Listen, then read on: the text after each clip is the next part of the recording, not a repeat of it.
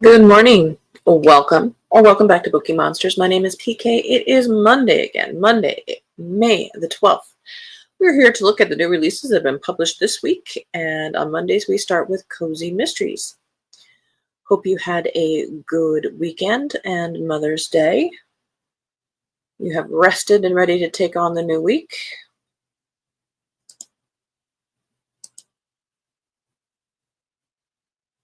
A little sip of coffee. Let's jump in.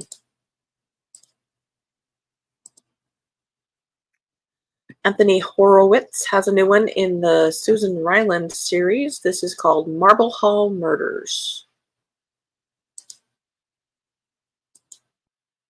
Editor Susan Ryland has left her Greek island, her hotel, and her Greek boyfriend Andreas in search of a new life back in England. Freelancing for a London publisher, she's given the last job she wants, working on an Atticus Pund continuation novel called Pund's Last Case. Worse still, she knows the new writer. Elliot Crace is the troubled grandson of legendary children's author Miriam Crace, who died 20 years ago. Elliot is convinced she was murdered by poison. To her surprise, Susan enjoys reading the manuscript, which is set in the south of France and revolves around the mysterious death of Lady Margaret Chalfont days before she was about to change her will. But when it is revealed that Lady Margaret was also poisoned, alarm bells begin to ring. The more Susan reads, the clearer it becomes that Elliot has deliberately concealed clues about his grandmother's death inside the book. Desperately, Susan tries to prevent Elliot from putting himself in harm's way, but his behavior is becoming increasingly erratic. Another murder follows, and suddenly Susan finds herself to be the number one suspect.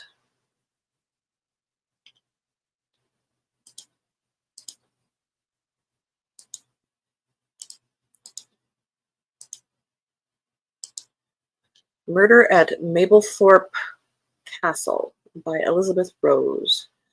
First in a Harlow and Fitch historical mystery. Good morning, Kim. How are you?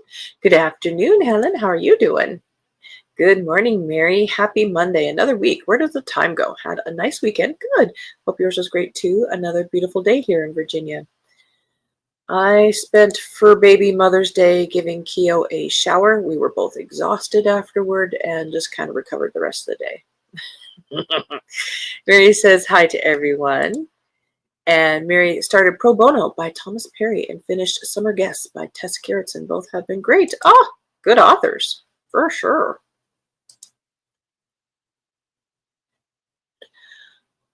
Lady Vivian Harlow doesn't fear much and delves into life's experiences head on, but for years she's been plagued by the unsolved murders of her parents and the strange disappearance of other family members.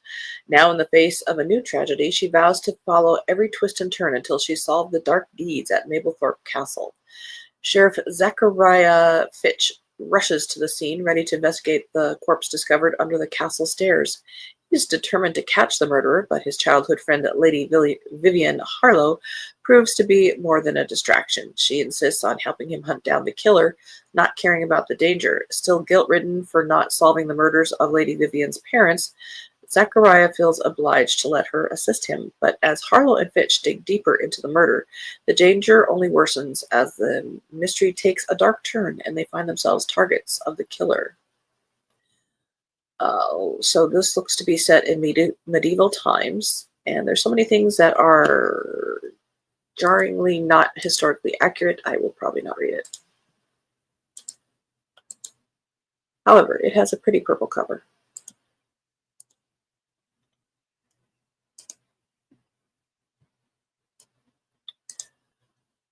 Catherine Mack has a new one, second in the Vacation Mysteries. This is called No One Was Supposed to Die at This Wedding.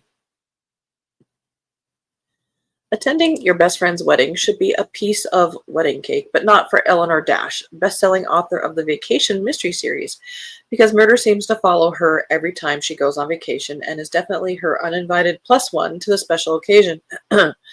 Emma Wood, Eleanor's best friend since childhood, is starring in the movie adaptation of When in Rome, Eleanor's first novel.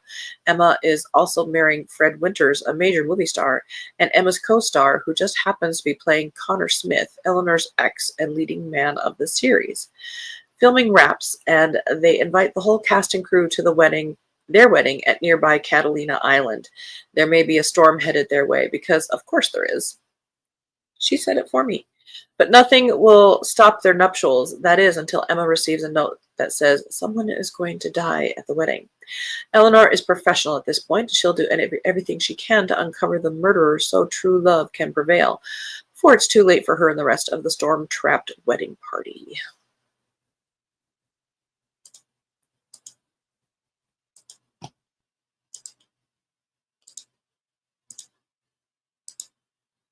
London's Lethal Legacy by C.J. Arden, 5th in the Beatrice Holloway series. London, summer 1927.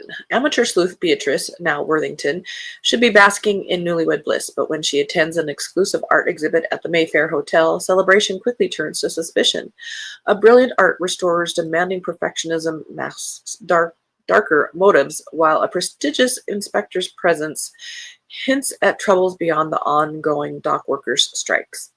The evening takes a deadly turn when a friend of Beatrice's is found murdered. With the hotel sealed off due to civil unrest, Beatrice finds herself trapped among the suspects, each connected to the shadowy legacy of a legendary forger. Meanwhile, her dear friend Vivian confronts painful truths about her father's past involvement in the art world's darkest corners. As Beatrice and Arthur race against time to prevent crucial evidence from disappearing forever, they uncover a web of ruined reputations, destroyed careers, and desperate souls pushed to breaking point by the pursuit of artistic perfection. Can they expose the truth behind the forgeries before the murderer strikes again? End of that row.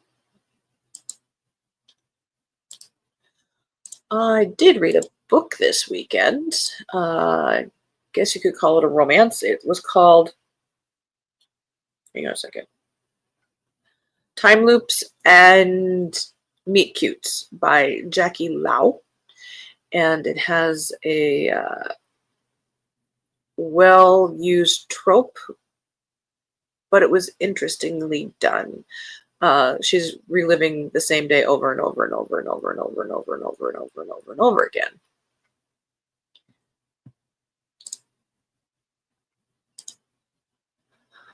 Wedding and a Murder by Vicky Carroll, 3rd in the Retirement Can Be Murder series.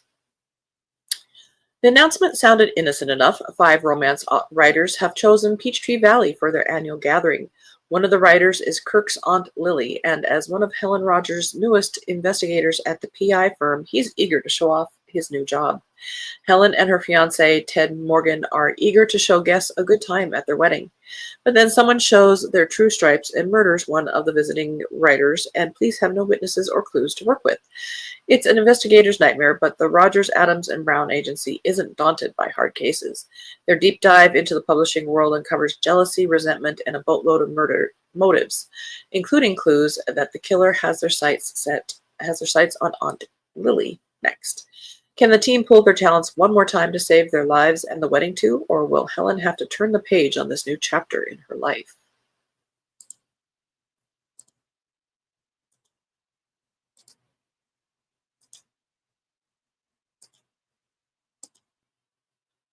Media Made Murder by Leslie Langtry, 36th in the Mary Rath series. Mary Rath's hometown of Who's There, Iowa may be nice if quirky place to live, but it's also the murder capital of Iowa, a fact that's somewhat known only regionally. But all that's about to change when a film crew with murder on its mind arrives in town to make a documentary.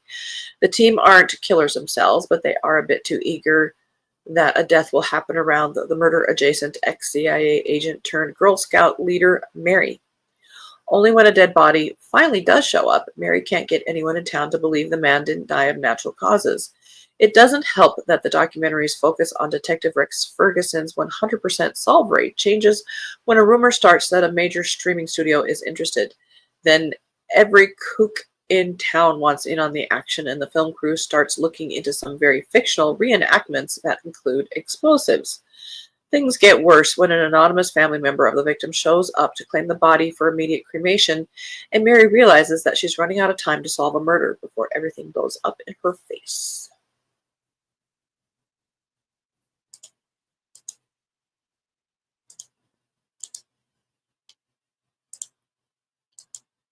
The Maypole Murders by Jack Murray, fourth in the Kit and Mary Aston mysteries. Now, this author does the same characters in different series segments, so I recommend this series, but you need to start with what is the first one? Christmas Card Murder 1, which is a different series set. Morris dancing, maypoles, and murder. As the picturesque village of Upper Outwell buzzes with anticipation for its May Day festivities, complete with Morris dancers, flower garlands, and enough Victoria sponge cakes to require emergency reinforcement of the trestle tables, a shadow falls over the celebrations. A man is discovered dead in the vicarage library, his identity as enigmatic drinking game.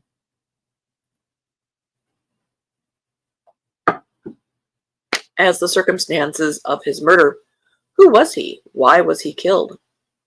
Kit and Mary Aston, a sharp-witted husband and wife duo with an uncanny talent for uncovering trouble, investigate. Alongside them is Kit's indomitable aunt, Agatha, who has her own little series, a woman who can dismantle alibis as effortlessly as she downs a glass of Napoleon brandy, her astute friend Betty Simpson, flamboyant police artist Rufus Watts, and Kit's old sparring partner, Chief Inspector Hook. Together they delve into the labyrinthine secrets of Upper Outwell, where every villager harbors a hidden past but no obvious reason for murder. As the investigation unfolds, the case takes unexpected twists and turns through a possible miscarriage of justice, long-buried scandals, a maypole dance that could conceal deadly intentions, and an encounter with a rather carnivorous pike called Mungo. With each clue, the Aston team inches closer to the truth, but the path is fraught with deception and danger. I also like the covers.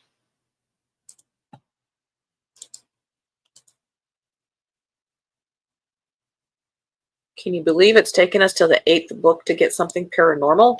Woo! They're slacking. He says you are so remembering the title of the first book of the series. I struggle. I can barely remember the title of the book I'm currently reading, much less one long ago. Yeah, not as good anymore, but thank you. Alchemy and Afterlives. Claire Lockhart is the author. This is 5th in the Midlife is Magic series. Addie Keene's emerging witchcraft feels less like a gift and more like a ticking time bomb, especially the random teleportations that keep zapping her into inconvenient spots like thorny rose bushes continents away. When Addie accidentally conjures a diary from the 19th century, she believes it holds the key to the truth behind the murder accusation against her ancestor. Solving this old crime will clear her family name and break the curse that's making her powers dangerously unstable. With her loyal feline familiar offering advice and her charming aunt lending support, Addie races to decipher clues from the past and convince the skeptical local coven she's not a total magical disaster. Can she unravel a centuries-old murder before her powers fizzle out completely or turn fatally unpredictable? End of that row.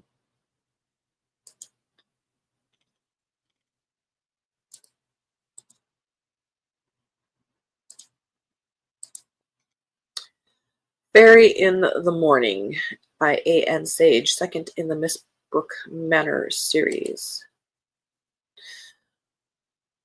When life gives you mysteries, add a little magic and stir.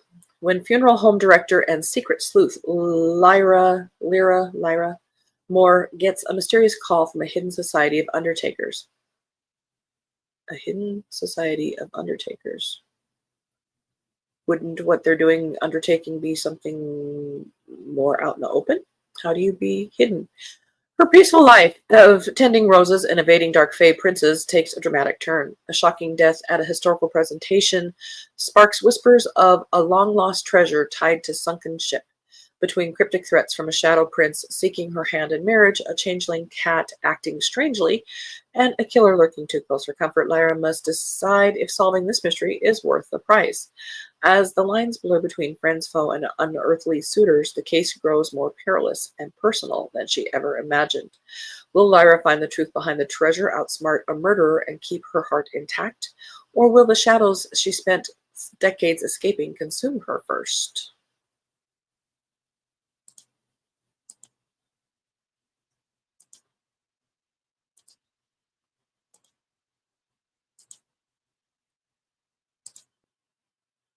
Trouble for Your Thoughts, sixth in the Callie Ballas mystery series by Carrie Lee Townsend. And Kim is saying hi to Mary, and Mary's asking how Kim is doing. Living with outgoing detective Nick Stevens has been a smoother transition than OCD fashion designer Callie Ballas ever imagined, making her worry that her life is too good to be true. ... Every year at the Church of the Virgin Mary in Markopoulo village, Greece, little snakes appear in the summer, then disappear at the end of the day. Legend says when pirates attacked the monastery, nuns prayed to be rescued and snakes appeared, chasing the pirates away. When snakes appear at the Greek Orthodox Church in Clearview, Connecticut, Callie and Nick's families take it as a sign that danger is headed their way. Nick's father arrives in town, deciding he wants a second chance with Nick's ma, Chloe. Meanwhile, Chloe is dating Nick's captain, which puts Nick in the awkward middle. Only if you put yourself there. When a woman from his father's past follows him there, they argue, and she winds up dead. His father becomes the number one suspect in her murder, making Nick question if he ever wants to get married. Nick and Callie work together to try to clear his father's name, leaving them both wondering what the future has in store for them. I envision more murders to solve. Killer at the County Show by Kate Wells, fifth in the Malvern Mysteries. And there's a tractor. You don't see many tractors. Foul play at the Sheep Show. Tensions are high at the three-county show when accusations of cheating add fuel to a long-standing feud. For Jude Gray, whose only hope was to not make a fool of herself showing her Kerry Hill sheep, farming life has never been so dramatic. When a body is found belonging to one of the competitors, there is no shortage of suspects. Every sheep farmer in this close-knit community has a motive, and beneath their show-ready smiles, they all have something to hide. Experience has taught Jude that when there's a murderer at large, nobody is truly safe, and with secrets simmering beneath the surface, this may be her most challenging investigation yet. Can she unearth the truth before it's too late?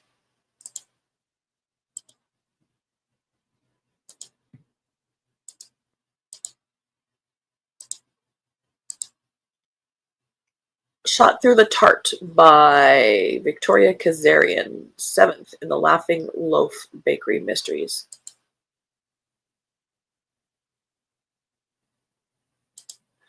Mary asks, busy week ahead, hoping your service manager... No, we don't have our service manager back. Don't be silly. No, he's not back. Kim, okay, been awake since 6. And you? I've been awake since 5. Mary, awake since about 2:45 this morning when, oh no, you got sick. Had to strip the bed and clean, feeling a little woozy. Ugh, go back to bed, honey. Hopefully you don't have things planned. Oh, let's see. Shot Through the Tart. The ovens are hot, the coffee's fresh, and the Laughing Loaf Bakery is ready to reopen with a beautiful new dining room, a quirky lunch crew, and Beck's show-stopping summer tart. What could go wrong? Plenty. Just days before the grand reopening, one of the new hires, the fun-loving Barb D'Amato, is caught snooping in Gracie's office. The next morning, Gracie discovers Barb's body in the alley behind the bakery. Suddenly, Gracie's picture-perfect week is crumbling faster than an overbaked scone. And if murder isn't enough, her witness protection agents have bad news. A shadowy group of angry Satrovanian dissidents is closing in, desperate for pipeline access codes tied to her tech spy ex-husband, who told them Gracie has them. During her busiest week ever at the bakery, Gracie must unravel a deadly mystery that threatens her bakery, her freedom, and possibly her life. Can Gracie solve the murder before she winds up toast herself? and it includes Laughing Loaf Bakery recipes. I read the first one. Maybe it was first book itis, but I did not continue because the author had the main character debating whether to call the police or not when there's a body found at the end of her driveway because, you know, police are bad. End of that row.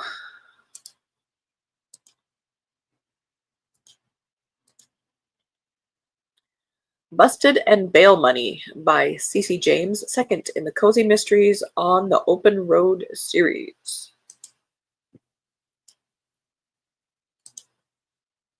This is probably our last one.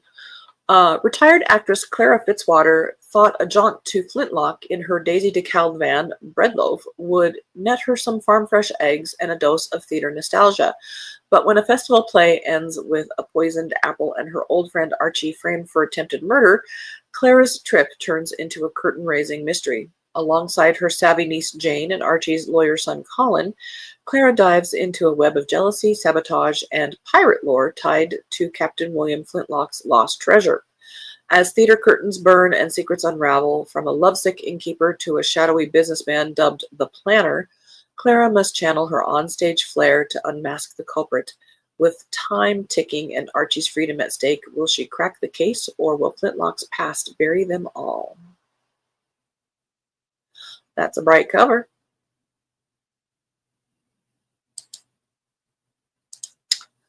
The alarm is about to go, so we will call that one our last one. Everyone remember where we parked. We parked on the very bright van that has peach on the side. Mary says, why would you continue? The only thing missing here is the kitchen sink, and even that might be thrown in. Doesn't sound appealing to me. There's books for everybody. That one was not for me. Kim says, nothing calls out to me today. Woo! Mark's safe. Mark's safe from buying anything so far. All righty.